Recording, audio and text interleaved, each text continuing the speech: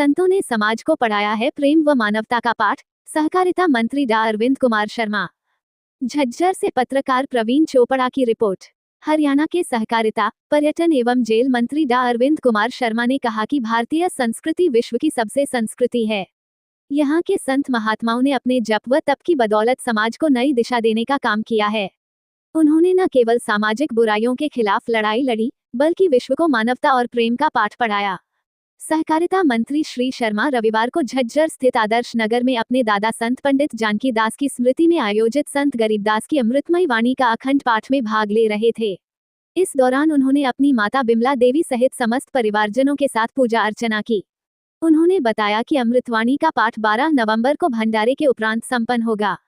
सहकारिता मंत्री ने कहा कि प्रत्येक मनुष्य के जीवन में सेवा भाव का होना बहुत जरूरी है और इंसान के अंदर कभी भी अहंकार की भावना नहीं होनी चाहिए।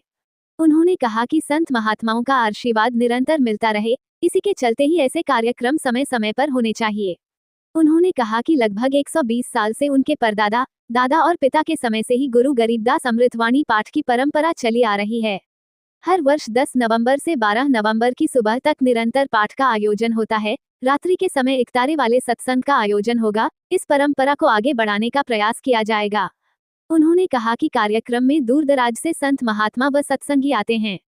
सत्संग की प्रथा में जिनका विश्वास है, ये कबीरपंथी प्रथा है, जिसमें श्रद्धालुगण संतों का आशीर्वाद लेते हैं।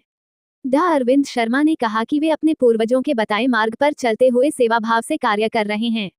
उन्हें विश्वास है कि साधु संतों का आशीर्वाद निरंतर मिलता रहेगा। उन्होंने अपने दादा संत शिरोमणि जानकी दास व पिता सतगुरु दास को नमन किया। डॉक्टर अरविंद शर्मा ने कहा कि संत गरीब दास किसी विशेष जाति या समुदाय के नहीं बल्कि पूरे समाज के थे।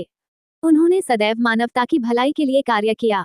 गरीबदास जी महाराज ने जीव कल्याण के लिए अपने मुखारविंद से अमृतमयी वाणी की रचना की थी, जिसके श्रवण मात्र से जीव का कल्याण हो जाता है। 3 दिनों तक चलने वाले वाणी पाठ के दौरान संत महात्माओं के प्रवचन भी होंगे। उन्होंने सत्संग प्रेमियों से आग्रह किया कि वे अपने जीवन में संतों के विचारों एवं संदेशों को आत्मसात करने का संकल्प लें ताकि समाज में समानता, प्रेम एवं भाईचारे की भावना प्रबल हो। अखंड पाठ के अवसर पर स्वामी कमल सागर ने अपनी मधुर आवाज में पाठ कर उपस्थित जनों को मंत्रमुग्ध किया।